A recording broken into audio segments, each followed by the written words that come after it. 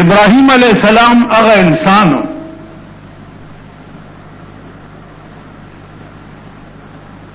چې د پلار نوم یو ازر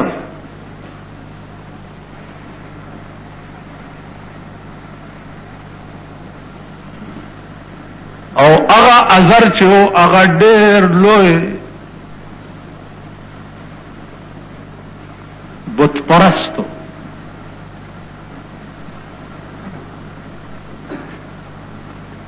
ابراهیم علیہ الصلوۃ والسلام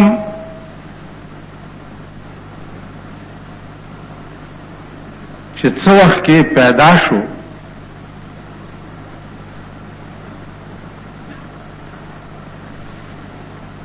د مور په غېږ کې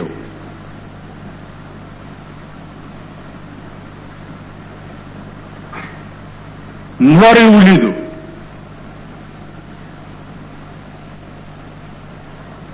ابراهیم علیہ السلام فرمایل چې هاذا ربي زما رب دا ده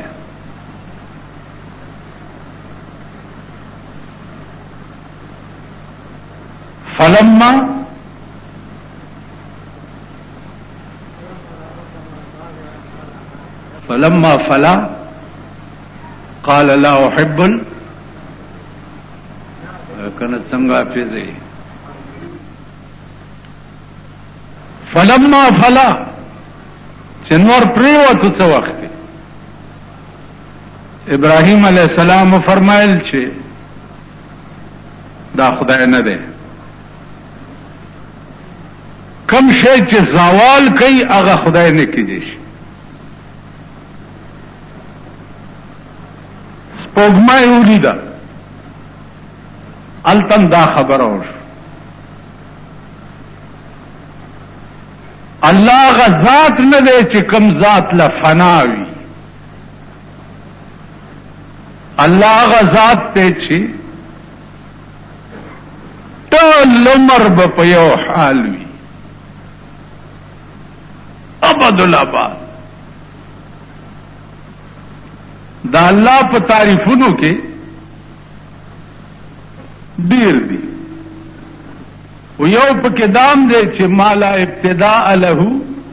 ولا انتها دا الله تعریف څه دی چې هغه نه ابتداء لري او نه انتها لري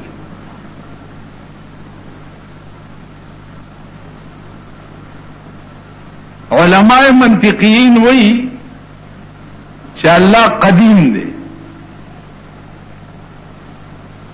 قدیم دا معنا ده چې هغه د پارا صحت نه قدیم معنا پخوانه اوس کله پخوانه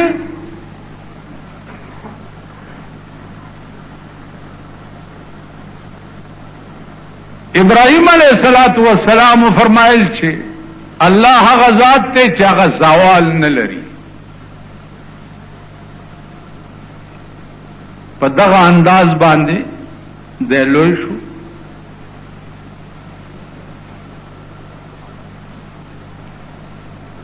پلار ته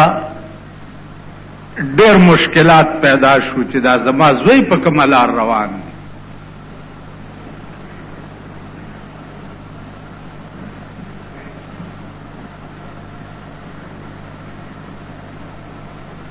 یو ورځ ورته وایي اذ قال ابراهيم لأبيه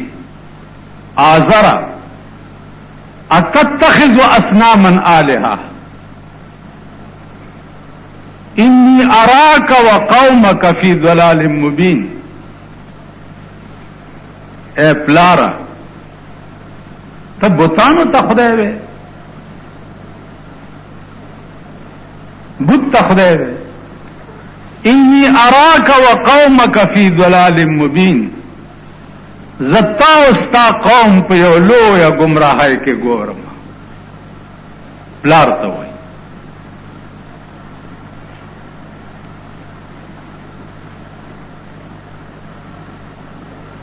عزیزانو پلار ورته وایي چې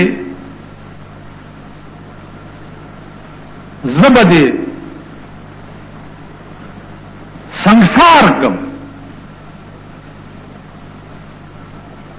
مړ بدې کم.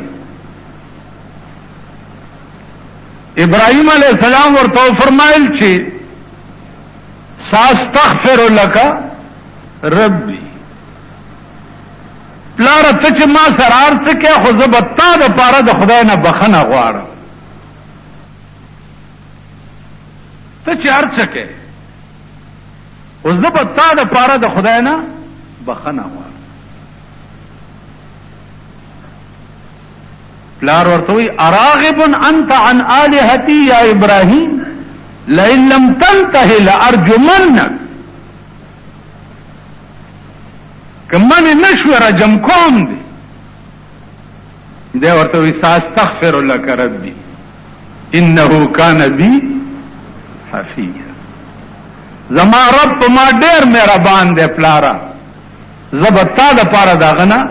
معافي غواړم، بخنه به غواړم. دا څومره لوی امتحانو د پلار او د زوی من. بیا به دا بوتان ابراهیم علیہ السلام ته ورکړ چې دا بازار ته 100 خرڅ کا. خود دې متعلق دا اعلان وکړه چې دا د څه خدای دی چې د ټولو مرزونو دوايي ده، زوی ورکي، لور ورکي، رزق فراخي، بیماری لري کوي وغیرہ. ابراهیم علیہ السلام باغ بوت چويست نخپه کې به ورته پړې واچو او په بازار کې به راخکو او چغې به والی چې راشي دا هغه بوت ته چې سترګې شته په لیدل نشي کوله، خپې شته په ګرځېدل نشي کوله، خوله شته په خبرې نشي کوله، وګونه شته په اوریدل نشي کوله. خلکو بچ واوریدنو وې به دا خدای مونږه سکو چې نه په سترګو لیدل کولای شي او نه په وګونو اوریدل کولای شي. ابراهیم علیہ السلام به ورته وی چې دغه شی دی نو کاله یو په سبا به بیا دا چلو، په بل سبا به بیا دا چلو. آخر دا خلق ور تراجم شو چې بای دا څه خدای مونږ ته نه دی پکار چې نه په سترګو لیدل کولای شي او نه په غوږونو اوریدل کولای شي او نه په خوله خبرې کولای شي. د ابراهیم علیہ السلام د شان ته وګوره او د عقل ته د حق ویلو د پاره کوم لار جوړ کړه او کومه طریقه جوړ ورته وی چې خدانو تاسو داسې خدای نه دی خوښ چې هغه نه لیدل کولای شي، نه اوریدل کولای شي، نه خبرې کولای شي، نه خپې شته په ګرځېدل کولای شي. نه ورته وی چې دا تاسو په دغه کوټه کې 380 پراته دي، خدا ټول دغه سیدی کنه. د دې د زمانه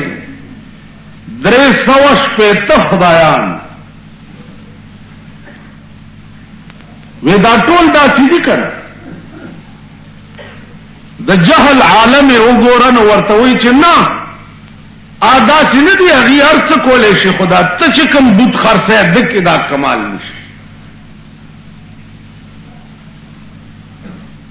ابراهیم علیہ الصلوۃ والسلام ورکه وی چې خدا والله العظیم چې دا په دې کوټه کې 380 خدایان چې تاسو پراته دي چې دام زوی دوی پرې ندم چې دا مې ټول ټوټې کړی دي. ابراهيم عليه السلام دې یوازې او پلار او ټول قوم او ټول قنبا خلاف او دې یوازې د الله د دین د اعلا د پاره چې سړی ملا وتړي هغه ته د ملاتړو ضرورت نه کوي هغه ته د توپ او د ټینکونو ضرورت نه هغه ته د اصلي ضرورت نه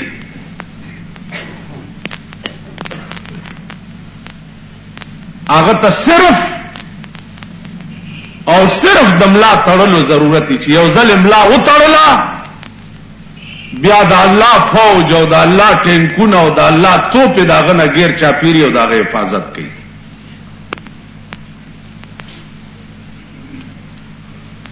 او چې یو الله دې مرګري شي او کیا توحید تو یہ ہے کہ خدا حشر میں کہہ دے یہ بندہ دو عالم سے خفا میرے لیے کیا ڈر ہے اگر ساری خدائی ہو مخالف کافی ہے اگر ایک خدا میرے لیے یو خدای دې مرګري ټول کائنات دی دشمنی ستا څوک سکولې نشي عزیزان ابراهيم عليه الصلاه والسلام ته د خپل قوم راغی چې راځه میلې لزو نن زمون قومي ورځ ده جشن ده میله ده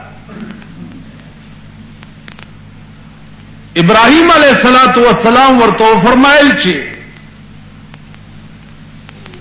انی سقیم ز بیمار دنشم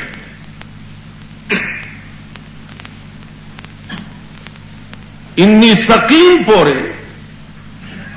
زمون په دې مبارک ملک کې قسمه قسم خلق شته خو یو ډله پکې داسې ده چې هغه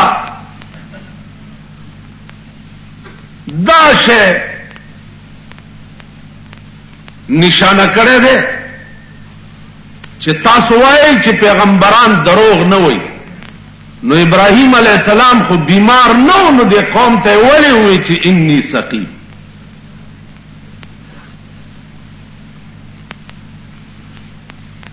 عزیزان مرض یو دړه مرض دی او یو د بدن مرض دی چې سړی تبي نیولي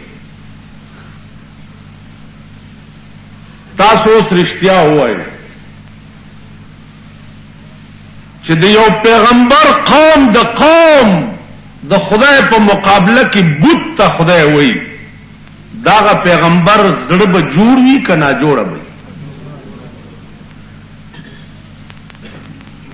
360 بوتانې په کوټه کې ایښي او هغې ته خدایان وایي داغه پیغمبر زړه به څنګه جوړ اوس بیله خبره ده چې مونږ او تاسو چې څومره خلق زیات مرتد کیږي نو مونږ خوشحالي څومره خلق زیات خرابيږي مونږ خوشحاليږو ځکه چې مونږ ته هغه درد نه دی نصیب شوی چې کم درد د پیغمبرانو پړکی مونږ لګیا یو خو مونږ ته هغه درد نشته ځکه چې زمونږ زړه د خدای کور نه دی چې زمونږ زړه د خدای کور شو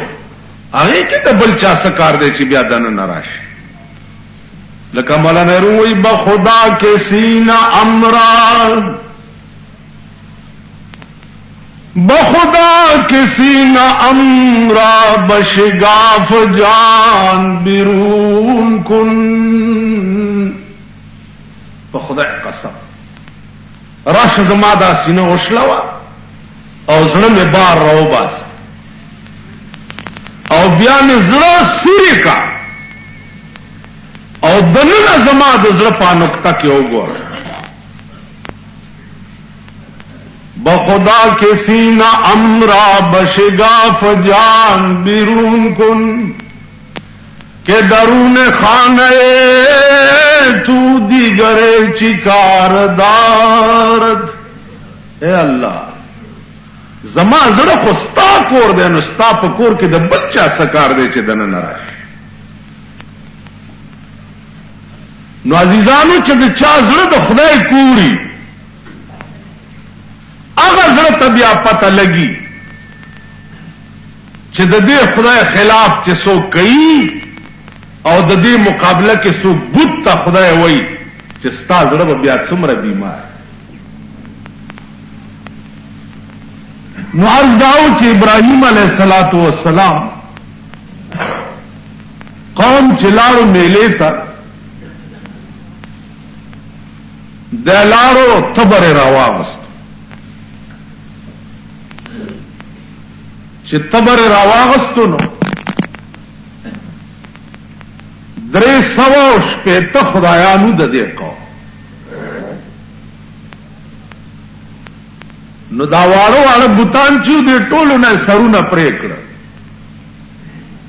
او تبر یوړو د غاټ بوته پوګه کیه او دې تلا قوم چې څو وخت کې د میلې نه واپس راغی وی چې زوی چې د خدایانو سلام وکړو بیا وځو چې ورننه وتی دي نو ټول خدایان چې دي سر پرې کړی پراته چې سر پرې کړی پراته دي نو اریان شو تبر دې غټ بوت پوګه پروت دا چا کړی چغې سورې بد حال جوړ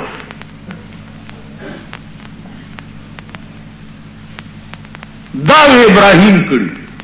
ورشي راوی ني سي لاړ ور په سرای وست چرای وستو چې دا دی ولي کړی اوس تبر غټ بوت ته پوګه پروت دا دی ولي کړی هغه ورته بل فعله کبیر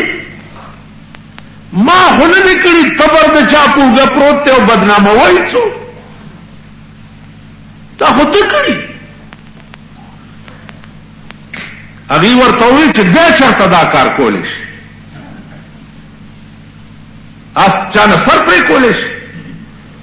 نو ابراهيم عليه السلام ورته وی چې ډېر خدا سم چې خوخه د ما سره وکړي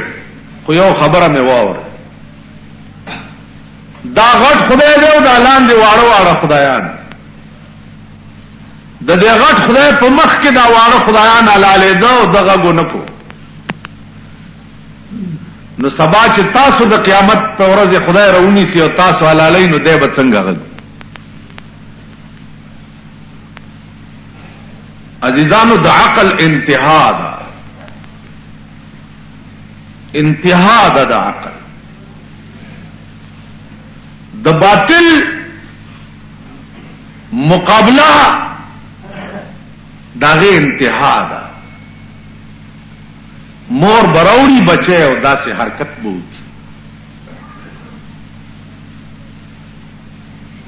ابراهيم عليه السلام پلا رونی وو او وی چې ته منی کېږي نه د خپل حرکتونو نه دا زمون خدایانو سره دې څه چلو ورته پلار دا خدایان نه دي دا بوتان دي او بوت چې ده دا هیڅ نشي کوي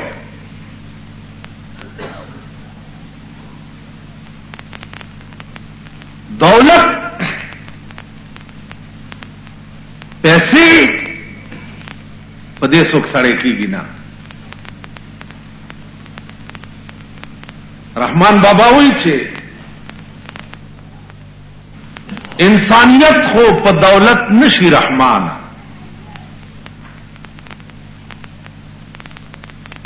انسانیت خو په دولت نشي رحمان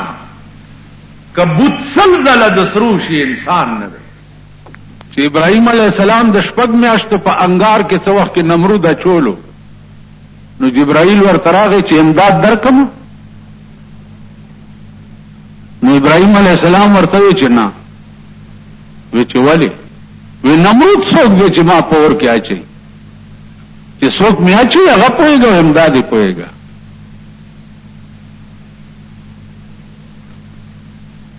نو چې اور ته وغورځولو، اور ته څه وویلی شو چې یا نارو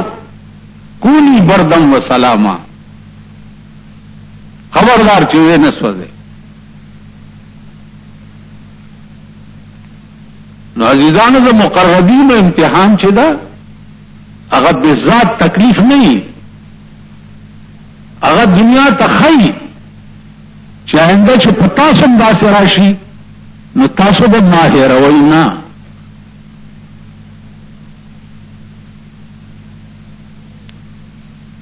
نو ما تاسو ته عرض کړی چې انبیاء سره الله پاک قسمه قسم امتحانات پر راوستی دي،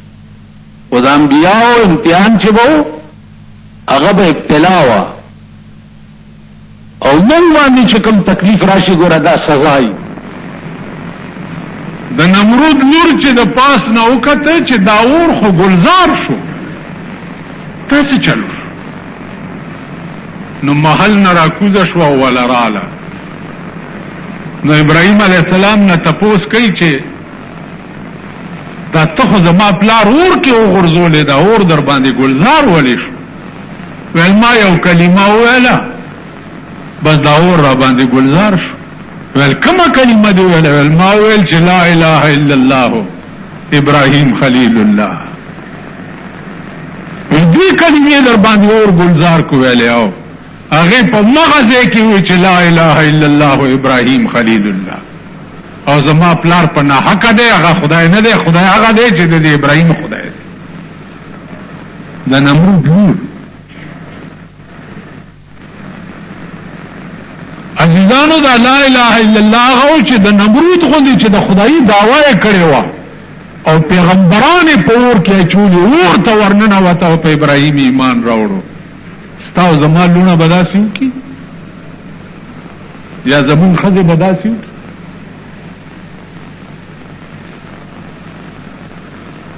نو عرض مدا ولیدانو چې دا عرش اعتقاد غواړي او ایمان غواړي. یو بزرگ ته سړی راغی ورته ما ته داسې وظیفه وخایي چې اوبو د پاسه روان شو.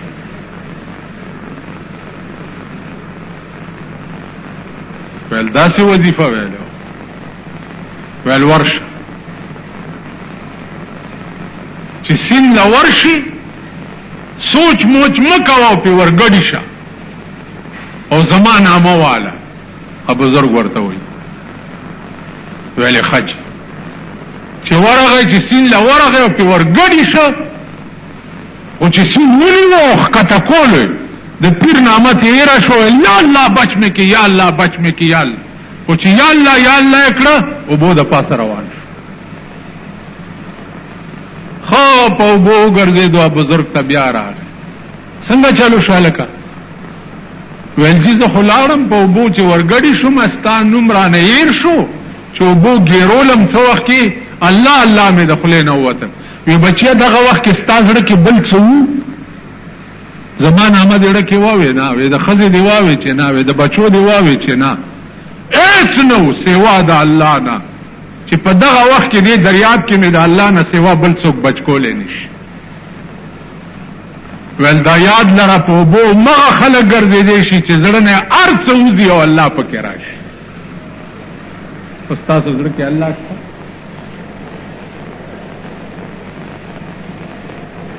خیال عمران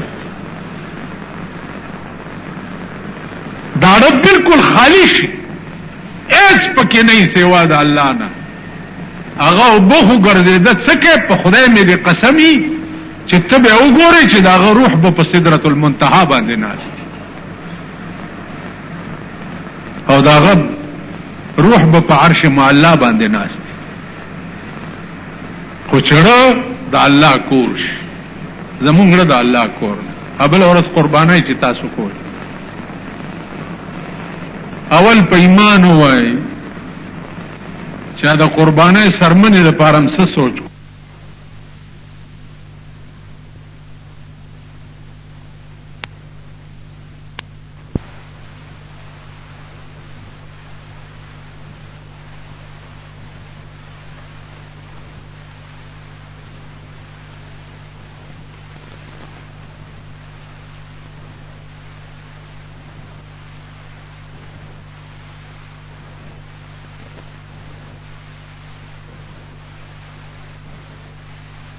بلکې هغه به ځان ته خدای هم وي دا خلقو ته ویلیو چې تاسو څه کوئ ما ته وایي چې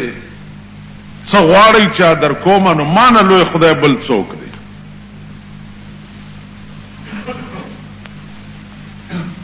خلق مجبور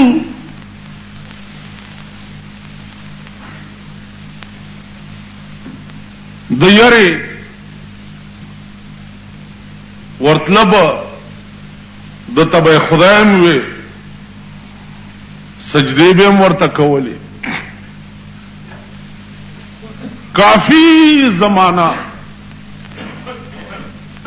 دنیا په دې قهر اخته وا ابراهیم علیه السلام په خپل ژوندۍ کې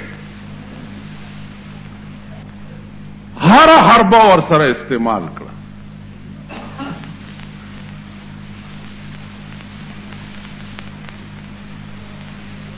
او دا به ورته وی چې د زور خبرې مکوه زور صرف یو د خدای د ذات سره خوند کوي بنده به څه یو داغه به زور څه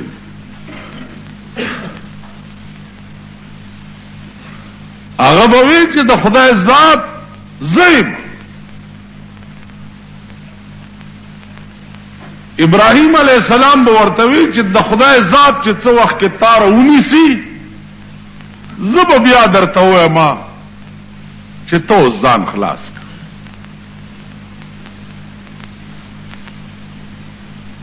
عزیزان چې څه وخت کې راونیو